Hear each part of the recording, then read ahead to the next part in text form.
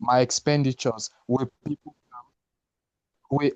people attend, and a lot of things. But if she can go ahead to organize not only in Hilton and proceed to US, then there is something about this lady that we need to study in schools. Yeah, we need to add in our curriculum. Yeah, maybe in religious studies, we study Mommy Delphine Fogwe. Thank you very much, Mommy, for handpicking me. I'm so honored and so privileged. And I want to assure you that the trust granted to me will not be, I will not disappoint you. My best. Thank you again, Mommy. Is Mommy there? Is she listening to me? Okay, She's listening, but she let can't. me assume. Okay, fine. Okay, so that's the normal, and thank you all for coming.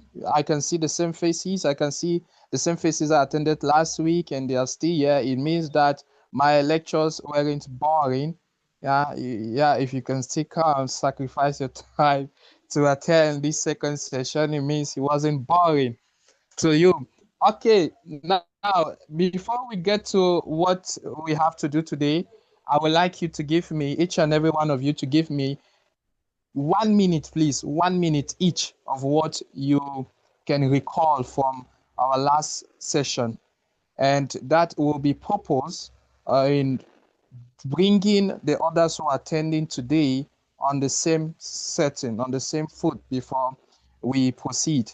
It will not be good that we proceed with new headings today when those who are coming today are lagging behind or they are suspended. Unless you want to tell me that during my absence, you did a rundown of what was treated to put everyone on board and on the same equilibrium. If not, please just give a 1 minute of what you can recall from the training last session. We'll end this at exactly, yes, we use maybe 10 minutes for that, please. Yes, I can see a hand up. Mamingum Beatrice. Am I right? No, okay, it's not her. She's not the one. Right. Yes, okay, you are okay. Madam Solange, you're the one. Let me start. Last week, my takeaway last week was that a lie that is well spoken becomes a truth. Okay. Nice. And Nice. that when your communication is sound, your promotion is bound. Thank you. Allow the others to speak. I know if we give you the mic, you will just continue. You say everything. Yeah. So yeah. Thank you very much. Next person, please.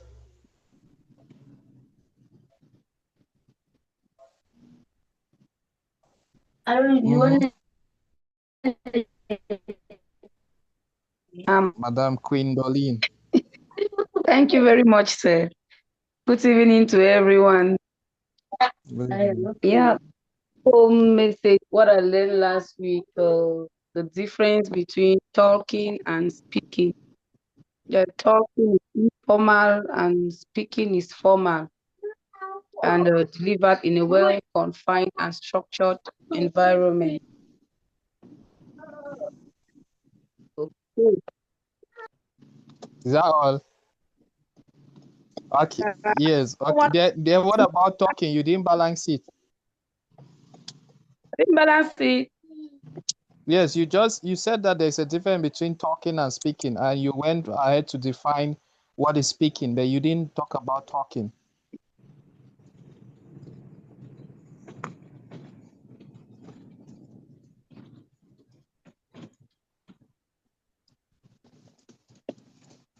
Is she there? Your mic is muted. Unmute it, please. Oh yes. Oh. Yes, I'm saying that talking short that way as a description. A definition, talking a local setting.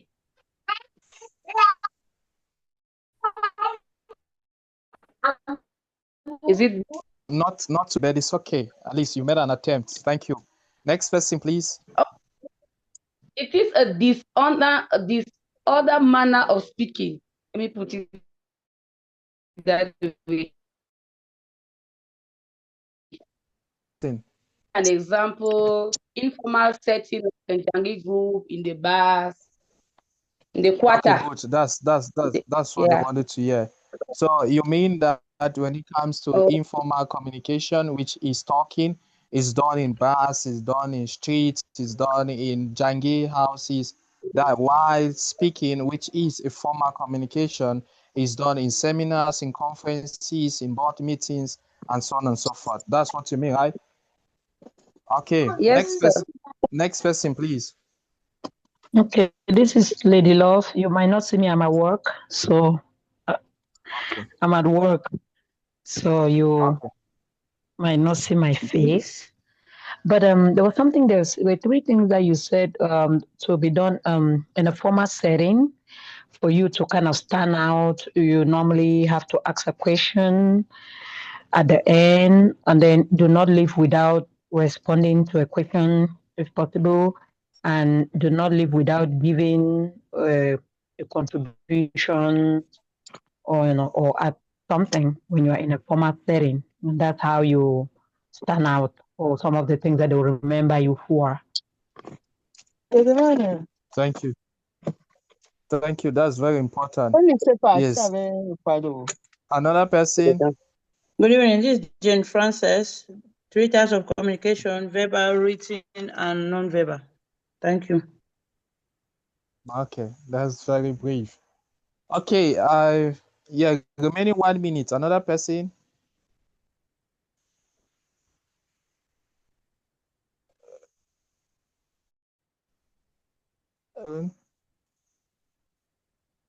Everybody has spoken. Okay, if nobody wants to talk again, then we will proceed. Now, I gave reasons.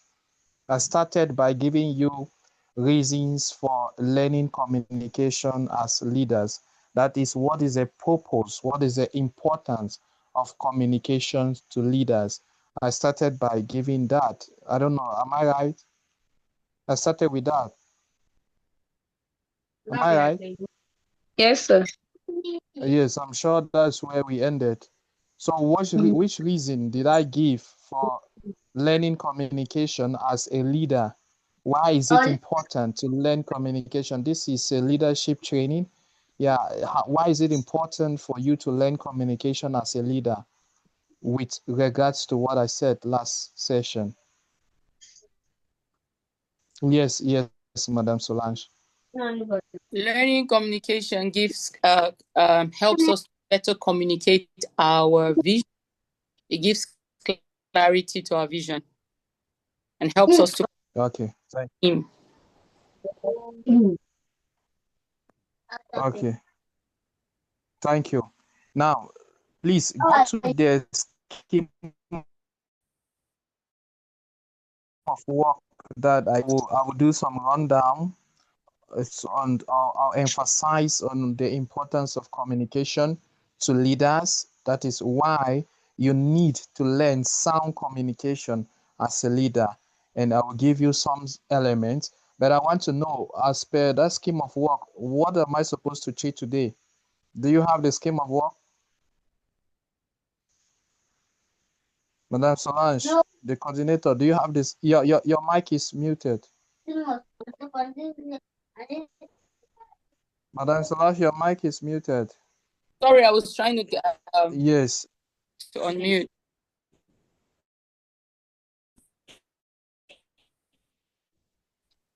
Yeah. Business communication today. Yes. Okay, but before we go to business communication, I think it's essential that you know the importance of communication as a leader. So I will come back to that. I will emphasize on that. Then I give you additional elements from what was discussed during the last session. Now, I started by saying that as a leader, it's necessary. In fact, statistics from Harvard holds that out of the 21 most important skills in the world,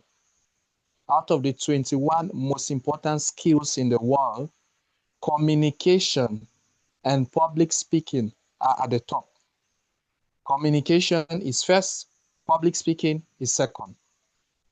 I repeat, out of the 21 most important skills in the world, this is from Harvard, from Harvard, and you know Harvard University is an authority when it comes to leadership, when it comes to skills development, when it comes to economy and whatever, politics even, they are an authority. So if Harvard can tell us, Harvard University can tell us that as per their statistics, the 21 most important skills in the world, communication and public speaking is at the top.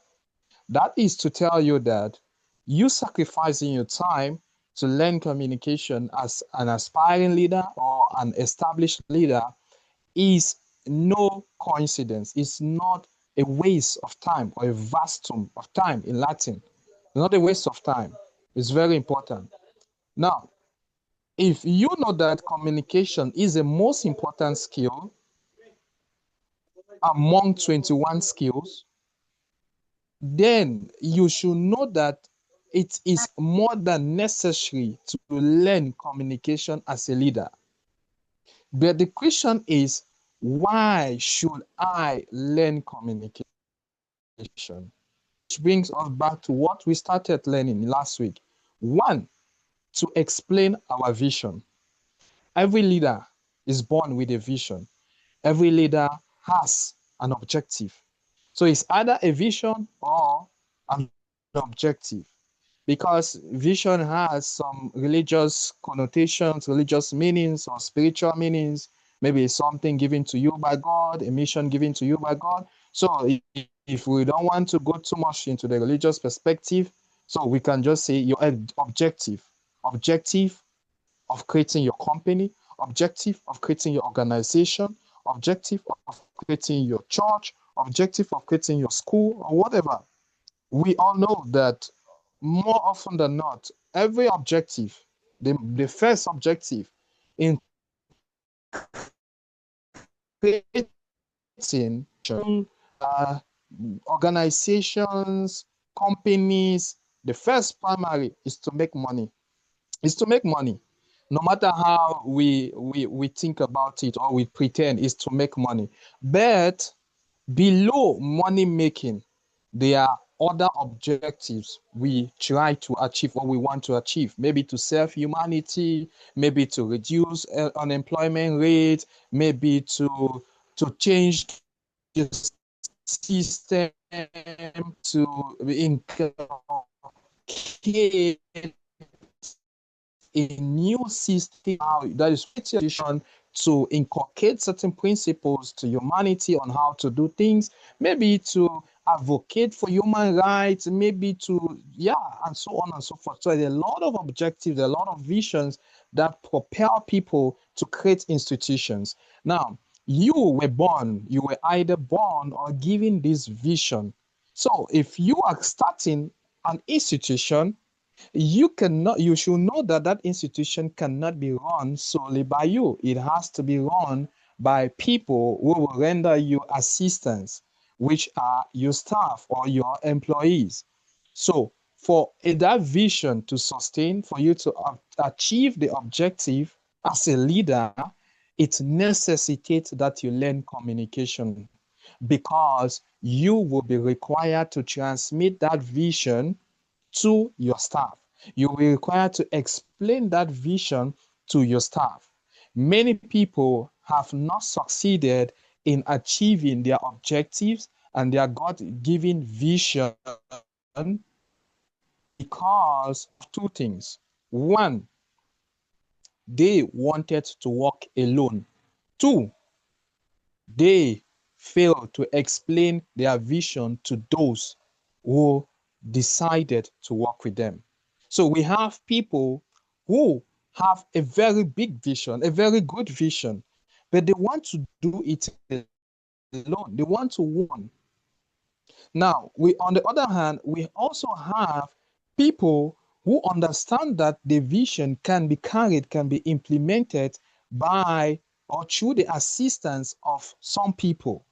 But what they fail is to transmit this vision with clarity to these people. So they make the people now to start working only or based on their personal interests, maybe money, instant money. And once, as a leader, you employ people who work under you for money, then you will not achieve a lot. You will not achieve much, because no matter how you do it, there will always be crisis moments. There will always be moments where the money will not be there. So the question is, in those moments where the money is not there, what will your workers, what will your staff, what will your disciples do? So at this juncture, at this time of difficult moments, they can only be sustained. What can sustain leadership or your staff under your leadership during crisis moment is the vision that you teach them, the vision that you taught them, the vision that they caught, and immediately they catch that vision, they decided, they made up their mind that come rain or sun, we will ensure that we are participant to the realization of this vision. So if you have not made your staff to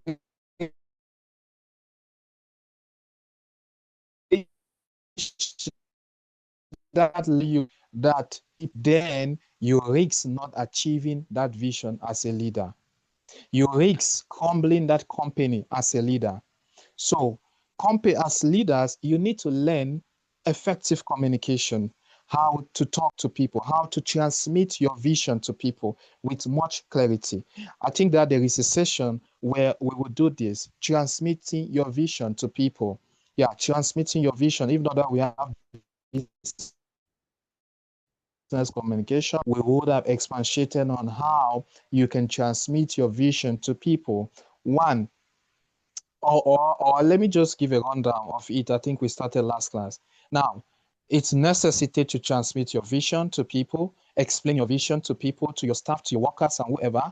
The question is how? How can you do this? One, you have to understand three things. One, human beings like attention. Two, human beings like to be gingered with their interests. Three, promises. If you have to do that as a leader, you will definitely transform your vision. Now, let me talk only on promises. Promises. Purpose and promises. Purpose and promises in explaining vision. Purpose and promises in explaining vision.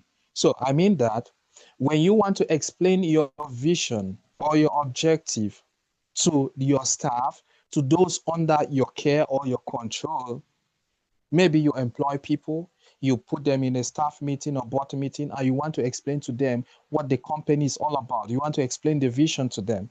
You need to start by giving them a brief story of how you came about it, this company. That's the vision. You need to tell them that, you see, many people create companies because they want to make interest, they want to make money, they want to be rich, they want to be famous.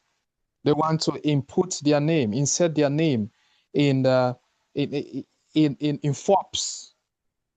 Yeah, they want to be among the world richest or Cameroon or richest person. That's why they created their company. But I am different. I created this company to serve humanity. I created this company because of.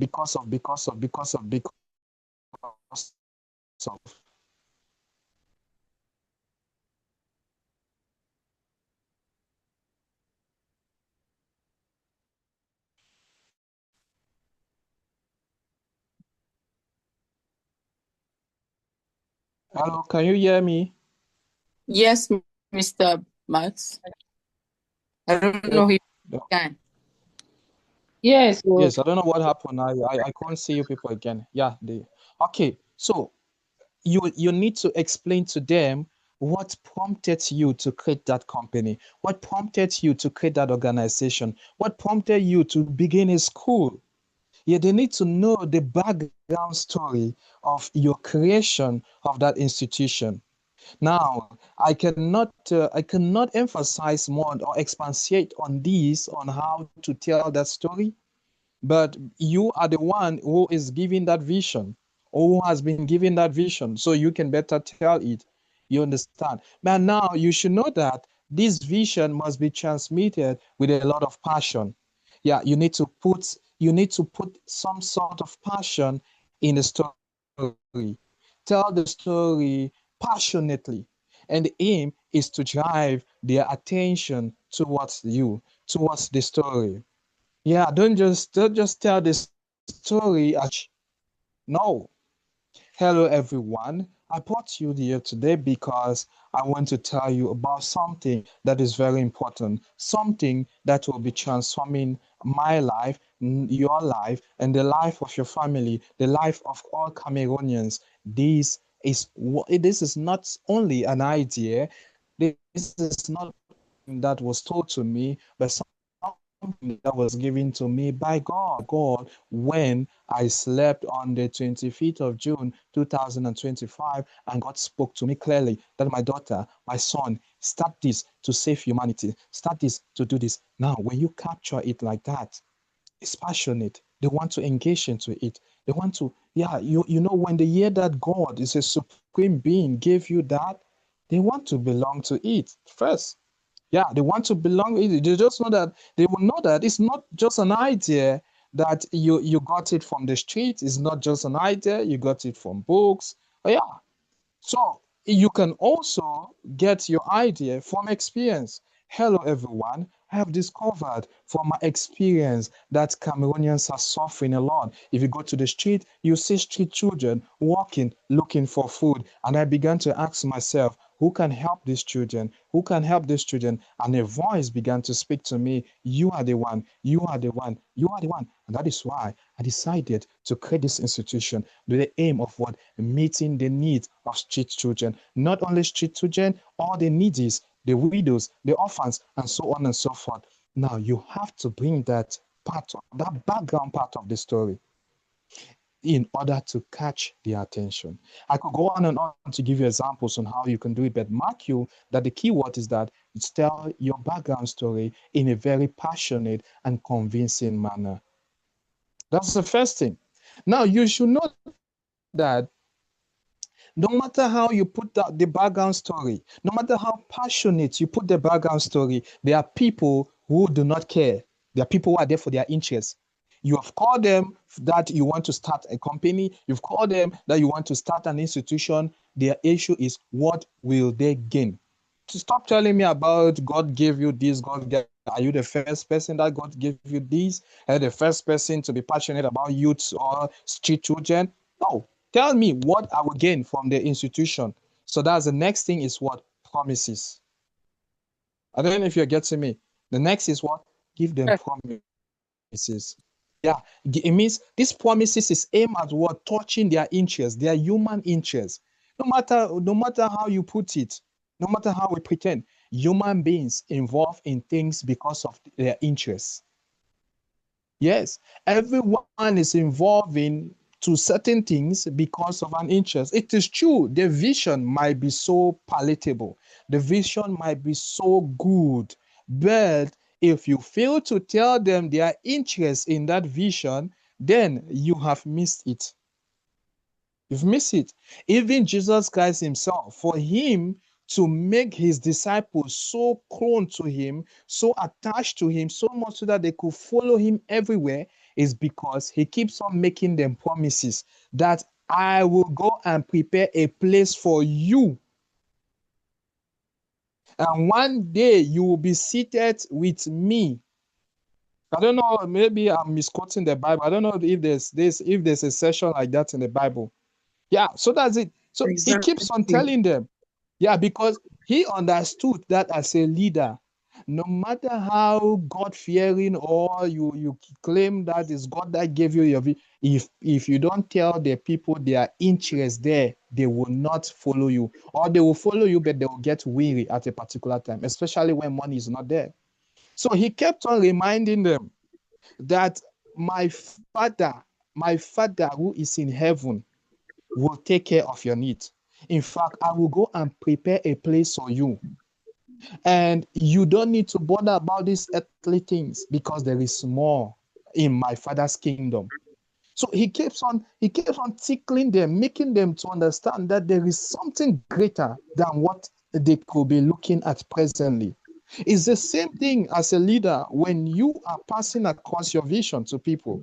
Make them to understand that there is something greater during the achievement of that vision that is more than what they will benefit immediately as maybe salary or commission, whatever. Yeah, you have to make them understand that this company has an objective. You give them a long-term goal, a long-term achievement, something that you plan to work in 10 years, in 20 years, something that you plan to achieve that will change your life, that will transform their family. Now, ladies and gentlemen, we have to work. We have to forget about money. We have to put humans first. We have to put humanity first. We have to do this. We have to do that. You have to do that of doing better that is coming ahead. There is a D. So you are the ones who will decide on what to promise them. There's no specific or general promise that you can give to them. Yeah, Jesus Christ was promising them the kingdom of God, the kingdom of his Father, that he will go and prepare a place for them. As they are loyal to him, they should know that they will also be seated with him in his Father's kingdom. That is what he promised his disciples, and they walked throughout with him without receiving salary because he had promised them something greater. It's the same that you have to do. They look for something that you can attach.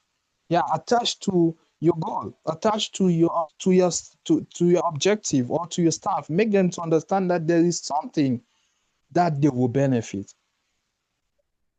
Yes, I could go on and on to give you, but we are not talking about that. So that is how you pass across your vision, purpose, or a background story of what prompted you to create that institution, the school, business, company, whatever, organization, and human interest. You have to trickle the human interest there. Yeah, because there are some people, they don't care. No matter what you must tell them what they will gain from there. Yes, don't always fail to do that. Yeah. So I can even tell you that one of his disciples asked Jesus Christ clearly that if we follow you, Master, what will we gain? What are we going to gain? So it's to tell you that that part of leadership must be, you must tell people what they will gain. Don't assume that because you are a very powerful lady, you are a very powerful man, or you are a rich woman, you are a rich man, people will just follow you like that. No, you have to explain to them what they will gain. Yes, what they will gain. But the issue is, don't make it temporal. Don't make it ephemeral. Don't make it as if the gain will come immediately. Make it a long-term gain, something they will achieve in 5 years, in 10 years to come. But for the moment, you promise them that you will be struggling. Whatever comes in, you people will share while waiting for something greater, while waiting for something bigger, which you will tell them. And that will transform their lives. Really? Transform my life? You have been living for 10 years, you have been suffering with bigger salary house that you desire to build. In 10 years' time, you'll be able to buy that car that you desire. Is that really? Are you sure? Are you sure about this? I'm very certain. It's something that I've clearly worked out. And you tell them detailing how you will arrive at objectives. Then they will be committed to you. I told you people the last time that there are companies that are owing two there are companies that are owing 6 months, 1 year, and 2 years salary, but the workers are still working in that company. On the other hand, there are companies that are owing just 2-3 months salary. The workers have resigned. What is the difference between the two companies? One company leader has succeeded to pass across the vision of the company to the workers. So the workers see a greater benefit that is more than that 2-year salary that is being owed to them. And they don't want to detach themselves from it because it's 10 times more than. Imagine they have promised you that in 10 years to come, you will have a house. In 10 years to come, you will have the car that you desire. And if you combine your 2-year salary that the company is owing you, it might not sum up to even 2 years. The question is, can 2 million buy a house, a skyscraper, or a duplex? Can 2 million buy the car that you desire? So you have to cling onto the company and you keep working. Why basing your mind on that promise that in 10 years' time, this company will make me to be financially sound. You should understand that the second thing is, away from passing across the vision, and for you to education as a leader, because always love to solve problems. So effective communication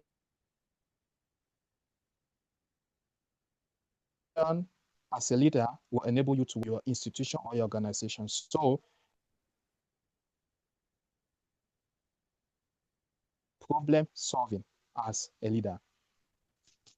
Like I said, no matter how you do it, will definitely have crisis moments. We'll definitely have problems. The Bible says when 2 or 3 are gathered, like I told you the last time, when 2 or 3 are gathered, it says that God is in their midst, right? Yeah. But I tell you that the reason God is in their midst is because there will be problems. So he's bound to come. Qui parle plus que celui d'Abel, le sang qui parle plus que celui des rois, parle maintenant dans nos vies, parle en ce lieu, parle dans le projet. Jane Francis, mute, please. Thank you. So, okay. So I was saying that the Bible says when 2 or 3 are gathered, God is in their midst. And I said that 2 or 3 are gathered, God is in their midst because there will be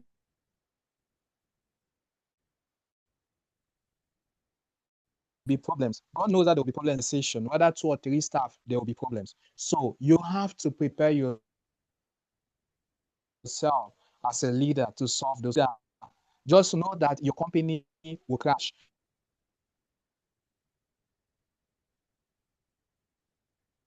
Just know that what you will crash within a twinkle of an eye. So problem solving is an important skill that every leader ought to have, and that skill is under communication. I repeat, under the heading of communication. It's under the heading of communication. So how do you solve problems? Companies have been relinquished because of organizations because of the leaders' inability to solve problems. Even in churches, many members have left churches because of their leaders' inability, maybe the pastor, the pastor's wife, inability to solve petty problems in the church. Insensitivity to solve petty problems in the church, in the company, or in the organization. So problem solving is very, very important to know as a leader. And you can solve problems as a leader. If you can solve problems as a leader, then you're good to go. Now, this is not only leadership, this is not only for people who have created something. No, in the domain where you are, once you learn this communication skill that I'll give you, this problem solving skill that I'll give you, you ought to be the peace crusader in your institution, in your company, or wherever you find yourself. You should be that person that whenever there is trouble, immediately you step in, there is peace. Immediately you say one or two words, there is peace, there is calmness. But it's because you master the art of communication.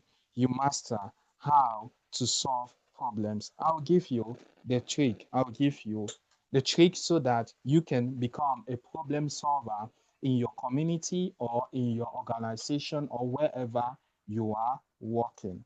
Now, as you are understanding that problems are inevitable, how do you solve them? The first thing in solving human problems is one, accepting the problem. Accepting the problem. So whenever you are called to negotiate a problem or to solve a problem, you have to start by accepting the problem. Accepting that it exists. You cannot solve something, a problem that does not exist. So you cannot be called to solve a problem and you go there, you start denying that, no, this cannot happen, this cannot happen. No. If it cannot happen, then they will not be calling you. If it cannot happen, then they will not be arguing, they will not be quarreling, they will not be fighting. So you have to start by accepting the problem. Two, I'll come back to it. Two, apportioning blames. When you call to solve a problem, avoid apportioning blames. Or avoid siding with someone or with one of the parties. So you can either take side with one of the parties and blame the other party, right? That's what I mean. So avoid taking side, one, avoid apportioning blame. So in summary, don't be biased. Don't be biased. Don't be partial. Be impartial. So you have to first of all acknowledge the problem. Two, avoid apportioning blames. Now let me explain this. This is what I mean. Perhaps I'm just giving theories. This is what I mean. Avoid, people who call themselves crusaders, peacemakers, and the others, negotiators, and the others. They don't really know, because I have been in so many negotiation tables. I've been in so many peace, because I used to do intention. And when I go, when we have to sit with a lawyer, with my boss as a lawyer to solve maybe family problems, when we attempt to solve, some people they just come and spoil the whole thing. Now this is it. When you're solving a problem, you don't go there and start saying, Mami Jenna, you like talk. I know you. You don't have to say those. You're already apportioning blame. Once you start saying that, just know that that negotiation can never work. You can never live there with a solution. Once you start using some blame, apportioning blame to a particular person, perhaps maybe because of the person's normal character that everyone knows. Yeah, but at that juncture, you have to suppress it. You have to suppress that knowledge of that person, right? Because your aim there is to bring peace. So you have to avoid apportioning blames. Oh, mommy, I know you, all man know you for the quarter. So you like trouble. Once you start saying that, you cannot solve the problem. So you have to pretend as if you don't know.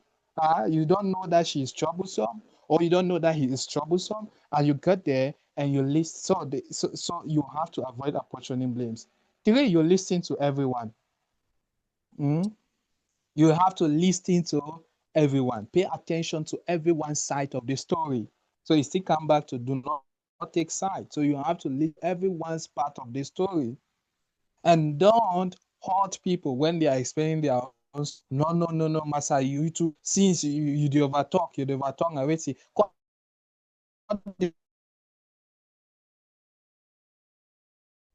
a story short, once you start the person to talk and finish, and my own turn to explain my own part of the story, you hurt me, you tell me that I'm talking too much, that I should cut it short, right? Though it's true that there are some people who can extend it to talk too much, extend the story, and maybe you don't have much time, but there is a way to do it. There's a way to ask the person to cut it short without being rude, without being harsh on the person.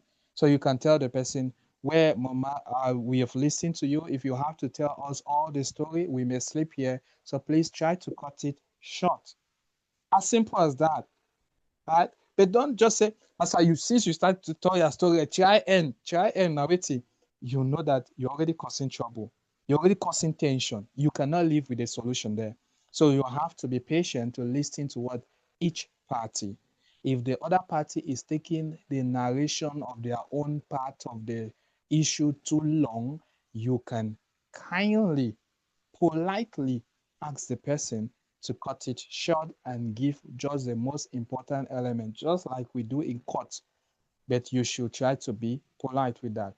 Now, I said the first thing is what? Acknowledgement of the problem. 2, you don't apportion blames. 3, you listen to each person's side of the story. Now, after listening, to have to is to synthesize using very soft words. Synthesize the problem, which means after listening to the people, you know what can be the solution that will be profitable to both parties.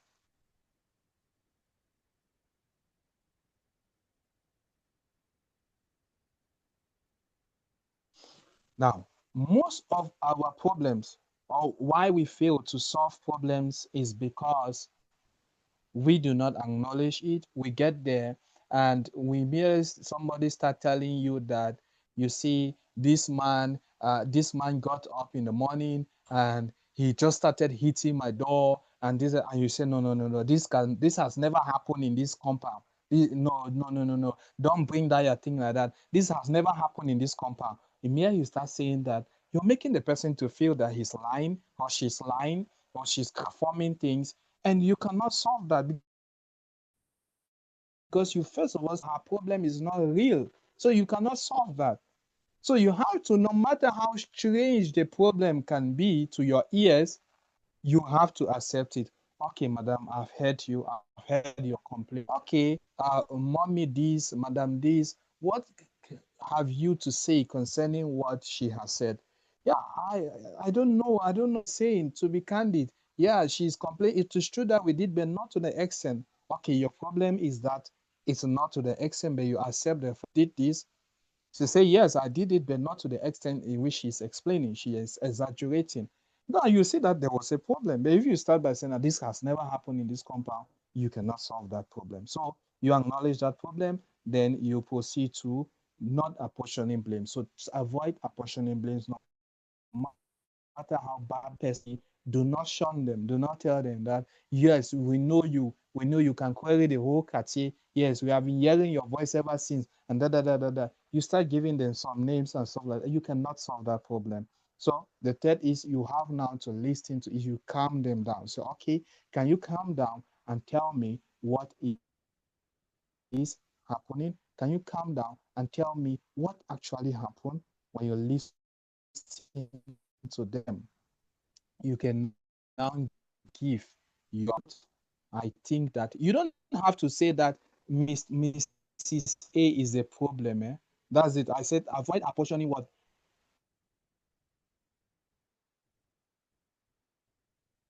blame. Even in your conclusion, still avoid. Yes, I think that Madam A is very troublesome, and she has proven not to have changed. So, Madam A, please just avoid.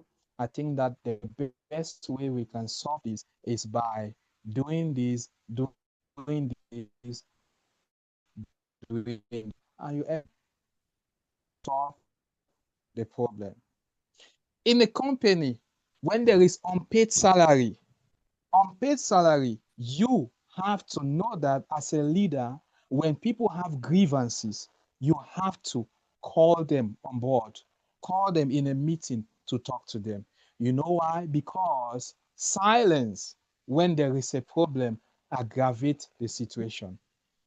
Whenever you are silent, when there is a problem in your family or in your company, your organization, it aggravates it. People times want to be talked to. In fact, everyone likes promises. You should know the art of giving promises in your leadership as a communication expert. I am telling you that you should know the art of what. Even when things are not working well and your employees are complaining, your family or your children are complaining, mommy this, daddy this, just keep on what? Promising them. You people should not worry. Everything will be fine. I'm thinking about the situation. I'm trying to do my very best to see how we can resolve it. It's very essential to talk to people. Everyone wants to be talked to in times of crisis. Even in relationship, there are times that crisis can happen, even in your marital home or your girlfriend, boyfriend relationship. At times, you just need to call and say, hey, I know what is happening. Please don't be bothered. I'm doing my first possible best to solve the situation. Just give me some time and I will see what I can do about it. That is okay, rather than being what? Silent. In many companies have failed or have crumbled because the employer failed to talk to the employees in times of financial crisis of the company. Salary are not coming, and when the employees complain, he doesn't dare. He says and he tells them everybody wants to go should go. After all, there are so many people came from. Yeah, many employees are very good, particularly school proprietors. Yeah, they know that many people are looking for schools to teach. So once there is unpaid salary, maybe for 2 months, 3 months, and teachers want to complain or people want to, they just say, you see, I don't have anything to discuss with you people. I've already informed you people. Salary, there's no salary for this month, there's this month. You people, whatever you want to do, you should do. Yes, even the government is owing people salary. That's a very bad way of putting that idea. That's a very bad way of explaining to people. Call them down and tell them that I understand what you people are going through. I understand what it means by not having salary for 1 month. Your bills are on you, your family pressure. You have to explain that you understand their difficulty in that moment. I don't know if you're getting me. Yes, you have to explain to them that you feel their pain. But the only issue is there is nothing you can do. The money is not coming. Those you have supplied product to have not paid. So the money is suspending. There's nothing you can do, but you feel their pain. You are also a family, must also feel the pressure. They are calling you. You can also give them what you are facing in your family as a result of that pain. At times, in fact, political leaders they can feign empathy. Yeah, it is true they have the empathy. They'll tell you that they understand your problem, but those are people who understand communication. Yeah, so they'll tell you that they understand your problem, but they don't actually understand it because they are living fine. Nobody is pressurizing them with financial because they have money. So, but they will still tell you that we understand. We understand your family pressure. We understand this is September that is coming. People are put to school. We understand, but please, we are working day and night to ensure that you have your salary. Please just give us some time. We are trying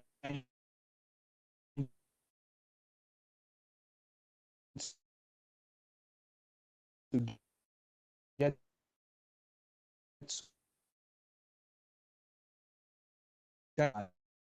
keep on keep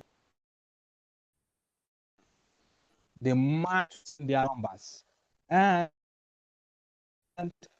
director of communication and leadership hid himself in his office.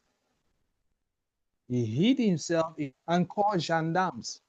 When the gendarmes came, they were overpowered by the students who When the gendarmes came, they were overpowered by the students who blocked the road. The gendarmes could not even pass with their cars. They had to drop. And it brought, I think, just about 5 gendarmes came in, and they could not solve the situation because they discovered that the students' problems were real, or their issue was real. They have worked as staff during university games, and they were promised 25,000, and the government had disbursed money as subvention for the university in the organization of the university games. So why are these students not paid? So the gendarmes could not do anything. So why they overpower them? The rector stood in his office and he sent people to become to film them. Yeah, to film. Oh, we are filming everybody that is doing some sort of distraction. They have to be not care. After about 2 hours, Minister of Higher Education left Yaoundé and he descended to Soa. When he came, he gave the rector lectures on administration like a child. In fact, the rector was before him like a student. He was taking down notes. He gave him lectures like a student on leadership. He told him that this is a problem that could have been solved with simple communication. Just come and tell them people, just come and we have heard your grievances and we will go back and work on it. A highest 1 week, 2 weeks, you will get your money. That was all. Yes, and the rector was surprised. The minister did not give them the money. What did he do? He promised them, I have heard the grievances as a minister. I will ensure that I work on it so that highest next week you get your money. And he left, problem solved. It did not take him 5 minutes to solve that problem. I'll make you to understand the importance of communication as a leader in crisis moment. In crisis period, you just need to open your mouth and talk. That will solve many problems. 80% of our problems can be solved if we learn how to talk when it's necessary. Yeah, most of our problems can be solved when we learn how to talk when it's necessary. At that time, the minister did not need the money. The rector did not need the money to be present to solve that problem. No, he just needed to talk. He just needed to give them promises. He just needed to make them understand that he felt their pain. I understand what you're feeling. You've worked for a whole week, you've worked for a whole period, and you have been spending your transfer to come to campus, and your money has not been paid. I, as a rector, I would take personal initiative to ensure that your money is paid in less than 1 week. Your money is paid in less than 2 weeks. In fact, what has happened that your money has not been paid now is because we have some problems with the account. And once that account will be regulated, your money will be paid in full. That's all. That's what they want to hear, and they will go. Communication in leadership. But if you see, if the minister did not come, many things would have been destroyed. Many cars would have been destroyed. Why? It's not because of the money that the students are looking for, because a leader does not understand the power of communication in leadership. A leader neglects that they solve when you use or utilize effectively communication. Ladies and gentlemen, that is, in a nutshell, the importance of communication in leadership, or how you can use communication to better your leadership, to effectuate your leadership as in your organization, in your school, or wherever you belong to. Okay?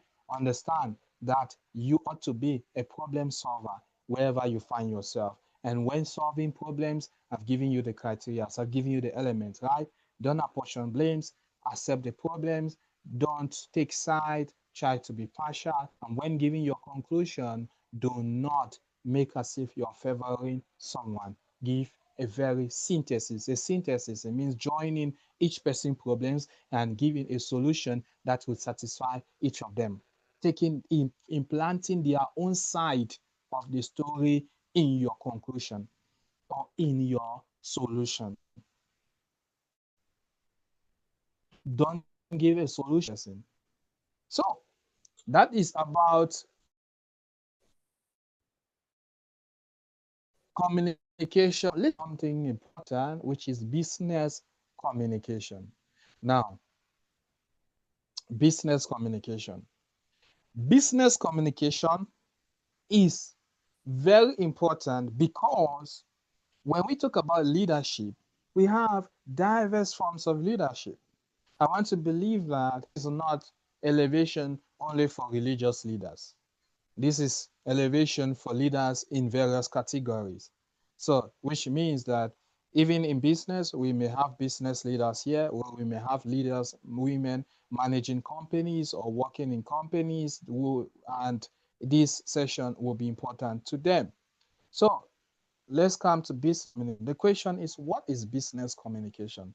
Business communication is simply the transmission of information regarding your product or services to the general public. The transmission of data, the transmission of information regarding your product or services to one or more persons, or let's say general public. So that aspect of you transmitting your information or information about your product, about the services you render, your company's services, about your company's product, is what we call business communication. Now, the question is, why is it necessary to study business communication?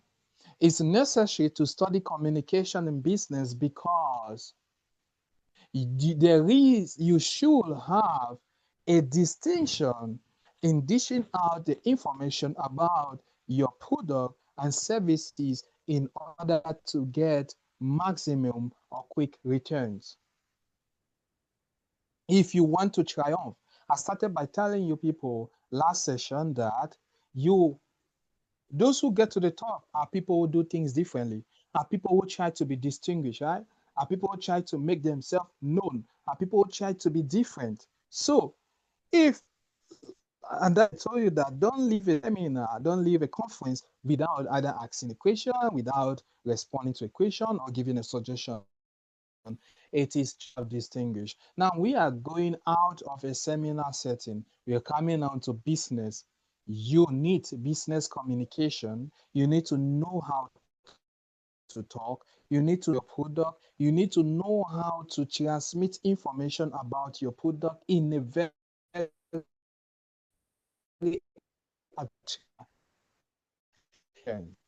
the hardest truth is that the world now is very competitive. The world now is very competitive. So for you to triumph, you have to do things. For you have to do things extraordinarily. You don't have to do it the way everyone else is doing it. Everyone else is doing it, also want to get to it, then you're not serious. Yes. You have to take a different stand. You have to take a different way of doing things in order to get to that place called forward, in order to get to that place called success. So if you have to succeed in today's generation, especially in this digital era, you have to learn how to do things differently. And one of the things that you have to learn to do differently is business communication. Knowing how to communicate your business to people. Now, already define business communication. I need to tell you strongly that there are types of business communication. We have average business communication and professional business communication. Average business communication and professional business communication.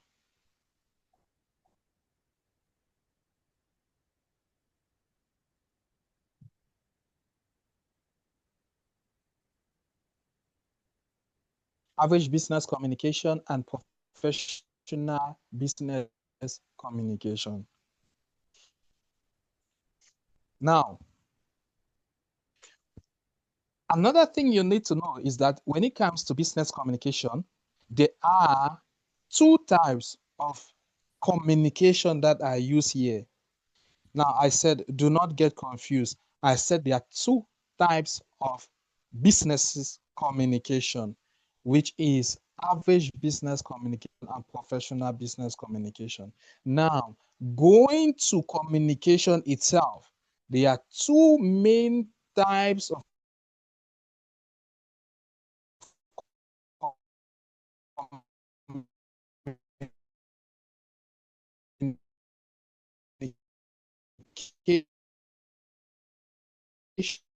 professional, their communication. So you need to know that in your business, when transmitting information about your product, you can do that without saying a word.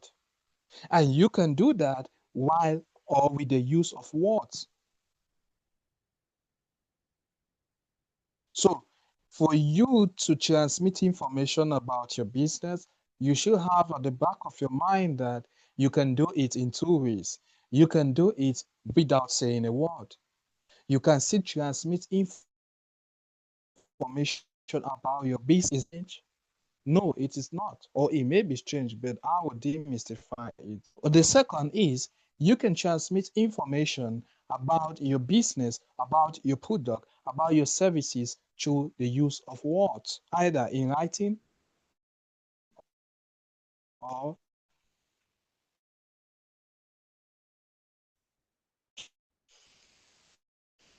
let's start with application. Look at average business and we will look at the application of non-verbal communication and verbal communication. It means that in your average business, how can you present your product without saying a word? In your average business, how can you present your services through the use of words?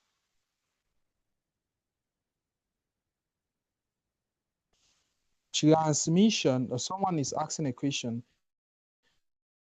So I said,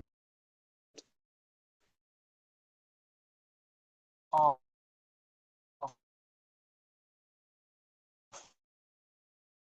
service done vision and verbal communication.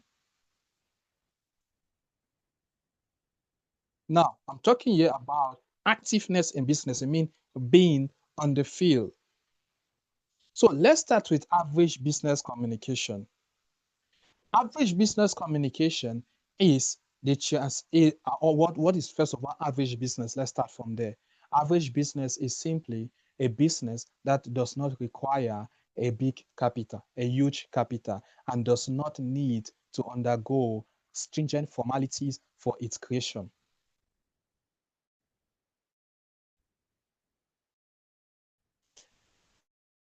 Simply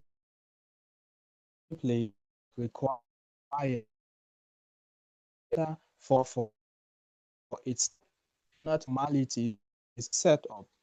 Now, what is average business as example? Tomato selling.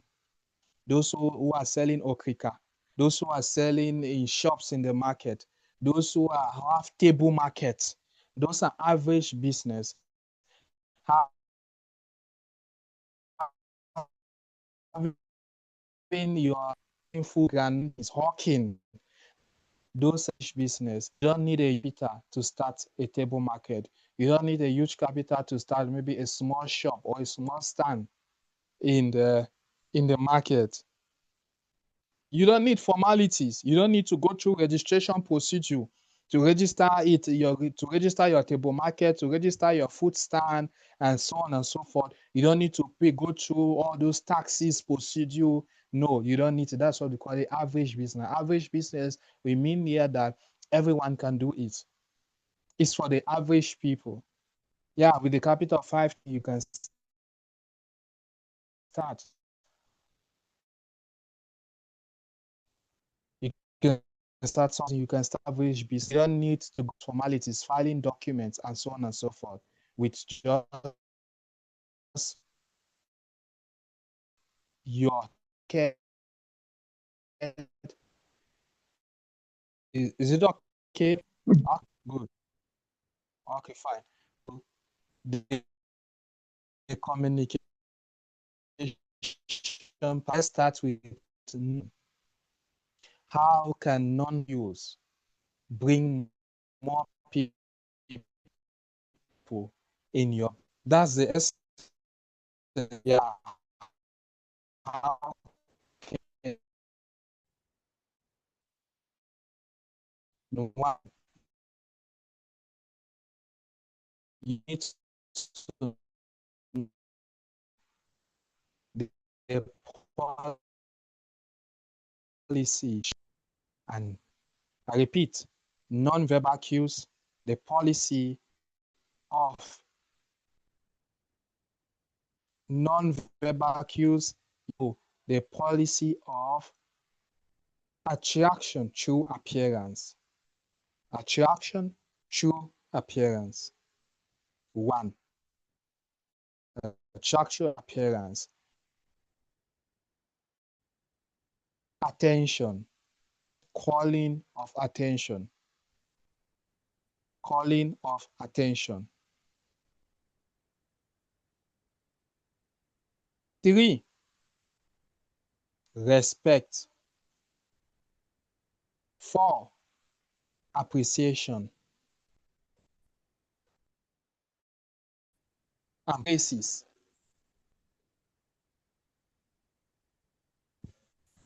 Now we will discuss just the first one, which has to do with nonverbal communication, appearance.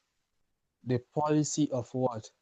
Attraction through appearance. Causing the attention of the people through appearance. Causing the attention of buyers through appearance. Now, you should know that appearance is a form of non-verbal communication. The way you appear before people speaks already about you. The way, so in appearance here, we'll be looking at 2 things.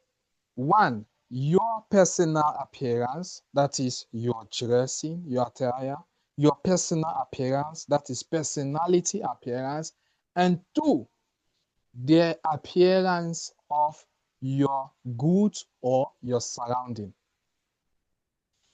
In other words, your presentation, personal presentation. 2, presentation of your surrounding and your products. If you're selling product, if you get it, I'll repeat. I'm saying that in non-verbal communication, you have one main policy to appear, which is what? Attraction through attraction through appearance, or attraction through presentation. If you don't want to put appearance, put presentation. So in presentation,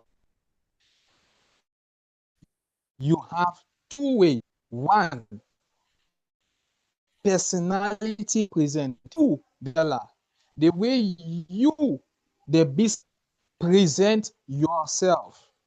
And 2, the way you present your goods and your surrounding. The surrounding here could be your table if you're operating a table market. Your surrounding here could be your shop if you're operating a shop. Your surrounding could be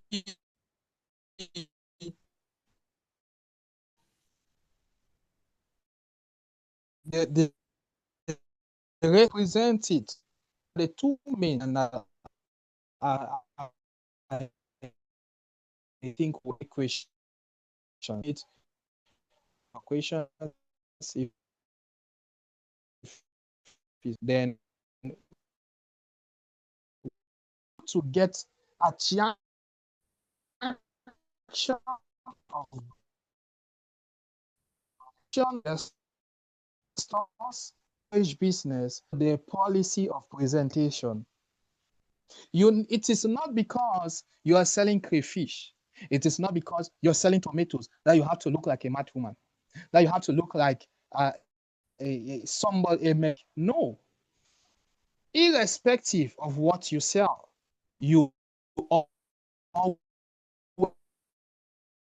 always need to eat. So sales lose a lot of customers because they think that because they are selling tomatoes, they are selling crayfish, they are selling, they just have to look dirty. They just have to look anyhow. Have a lot of elements they consider, which goes beyond the product they want to buy.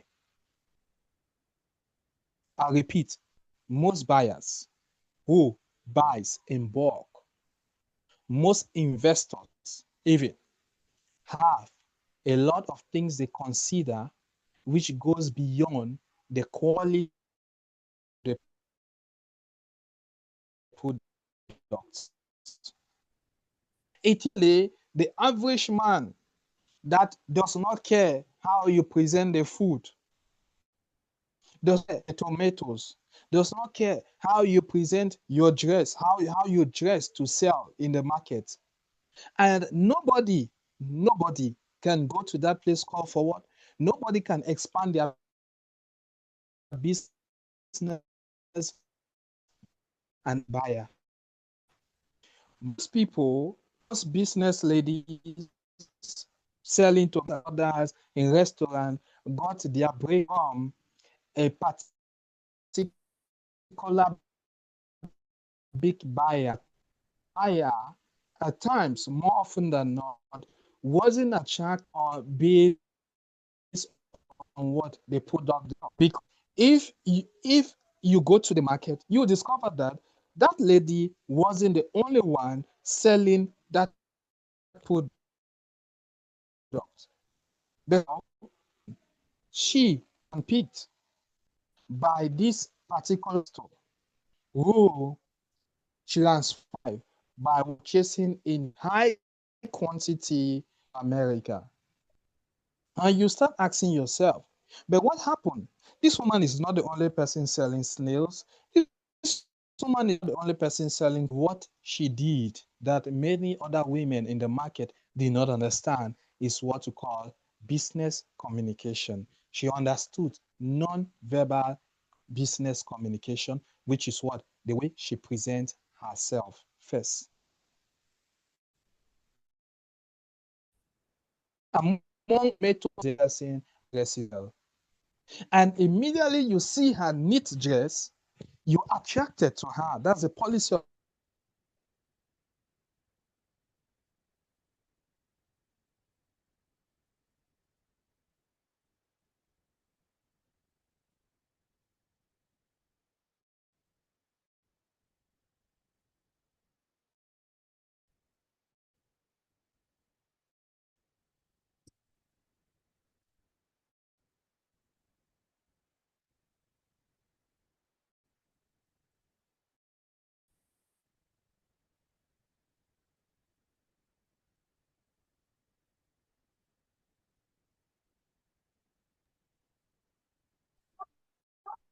Is it a network plan?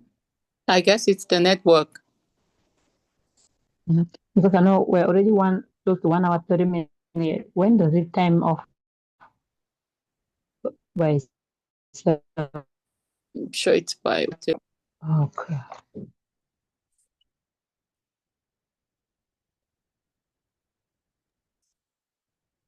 Hopefully it doesn't time off this time. Not much that's left. Yes. It looks like it's network from his end. Let me try. Okay. All right.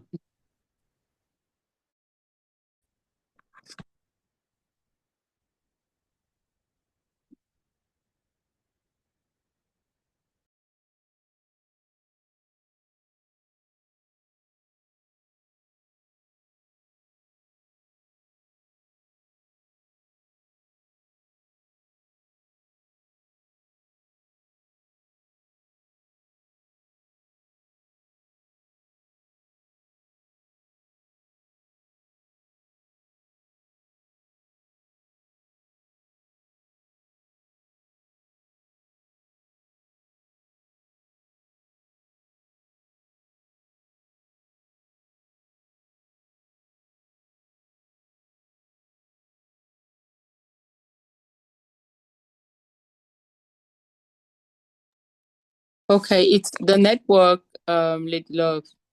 Everyone, I am sure back in a few minutes. If not, maybe we just hang on for like 5 minutes or so. Okay.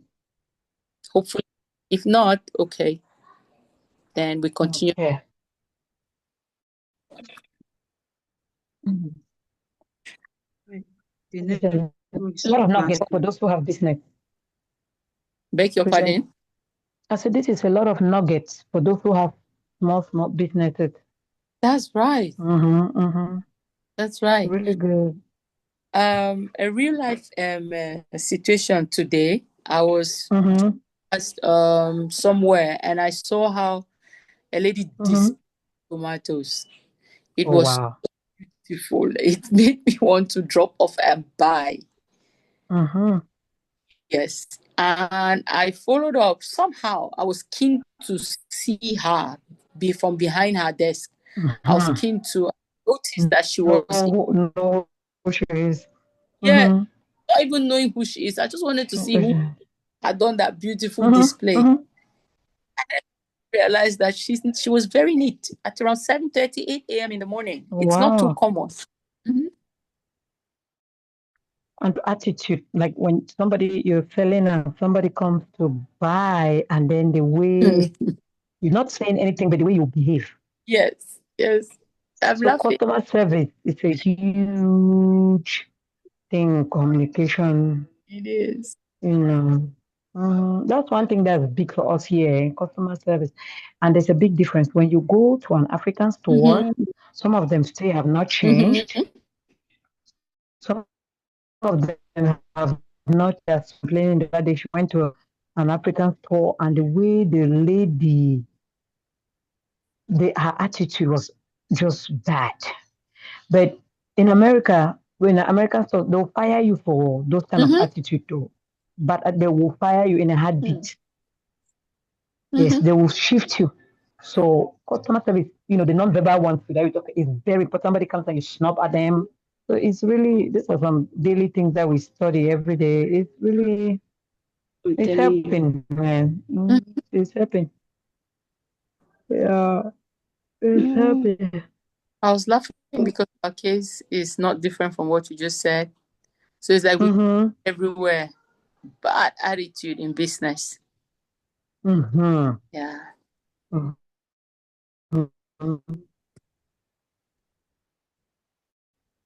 I want to speak, please.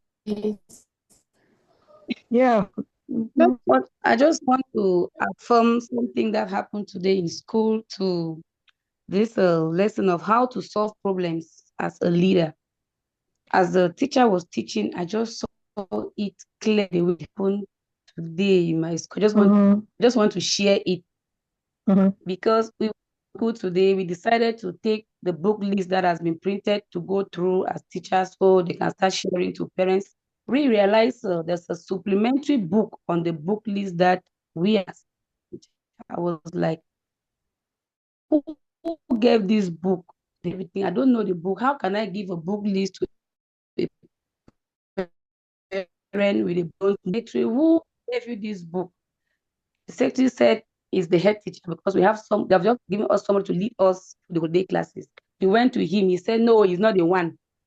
He refused that he's not the one. Now he apportioned the blame to the Anglophone teacher that since it was written in English, Anglophone teacher. We rally all the Anglophone teachers who wrote this thing. Nobody accepted. We're like, what is this?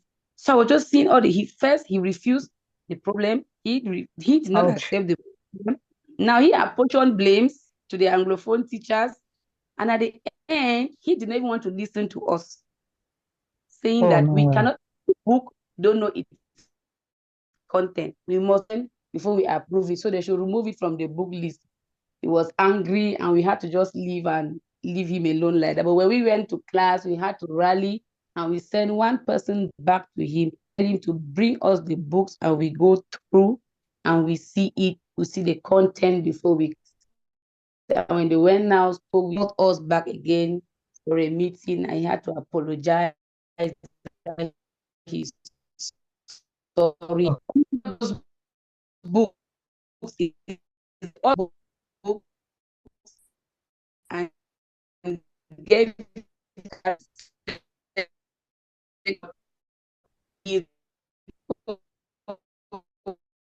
when the child to sense, you see now real experience it today. I was happy when he was just it. I was just picturing the thing that today. I'm like, wow, this is great. Oh my God. At the end, it was good because he at the end, he's all went through eating, went on well. So these steps are really good to follow. You follow them. You see, Wow. that's why they say, All right, though, that was just a this is sweet talker, right? They always say people are sweet talkers, yeah. sweet talkers. Something might be wrong like that, but the way they will communicate it, Yeah, they since will they say make the it. books, Yeah, they will say it in a way. want to make the books without asking us. Maybe we can refuse and you will not have the benefit he wants. So those You put in the book there so that they will buy and they will make money. yeah, he will have this commission now. So he was afraid if he bring the books to us and we refuse, we reject it, that is not good. Will not have what they have promised him. So he had to just sneak the books direct to the secretary to type. So you see, he doesn't. So now he didn't even care about the well-being of the students, whether it's important for them. It was my concern about himself. Greed. That's what we call greed. Mama, are you checking the ground? Okay. Thank you. My teacher coming back, so that will know. So you've already been for 1 hour. What time was that? 37 minutes. Mommy, so if he's not coming back, please, I had a worry last class, so I was to ask him. Let me just ask, maybe people can help. Maybe people can help in answering the question. Can I go ahead with the question?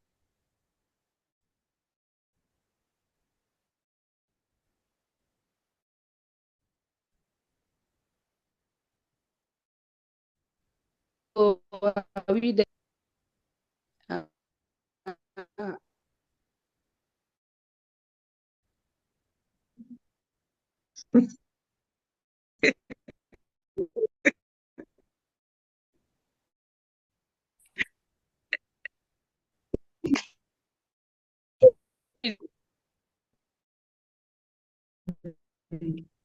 Pirasi, what is it now?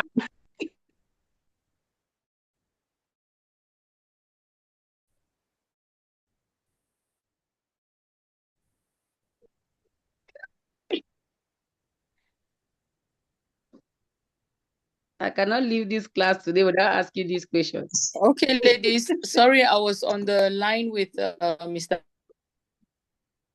Baiko. He's connect. Network knocked him out, so he's trying to reconnect. He begged that we few more minutes